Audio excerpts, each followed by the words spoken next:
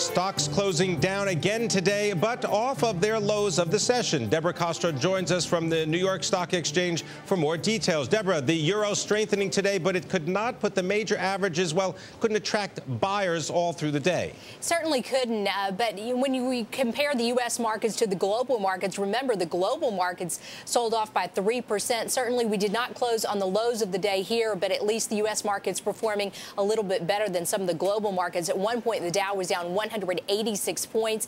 And, of course, falling for a second day as Germany's ban on the naked short selling, keeping the markets under pressure. Industrials, actually, the biggest drags with Boeing, United Technologies, and 3M losing ground. And traders saying that the fear is just still out there that we could have another step down in global demand, and that could affect the economy. And that overhang still just very fresh in everyone's mind, Pim. All right, now, Deborah, financials, they have taken a shellacking over the past 2 weeks, but we saw some buying in financial shares today.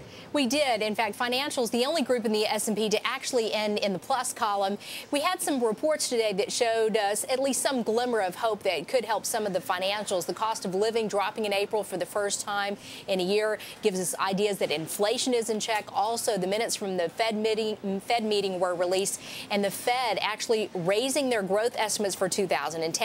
Lowering their forecast for unemployment and inflation. So at least some think that interest rates may remain intact for quite some time. All right, Deborah, do something technical for us. This whole idea of the S&P 500 very close to closing below its 200-day moving average. How concerned? How are traders looking at that? Well, the 200-day moving average is 1102, and we are really just not too far off of that. The S&P has not closed below that level since July of 2009, but many say it may not be a bad thing if we do close below that level, because Bespoke Investment Group saying that the S&P has actually done well in the months following a fall below the 200-day moving average, with returns of 1, 3, and even 6 months later. But of course, when we do breach a technical level like a 200-day moving average, sometimes it does cause some of that immediate selling. So we'll have to wait and see what happens with the markets in the next few days. But 1102, the 200-day moving average in the S&P. Back to you.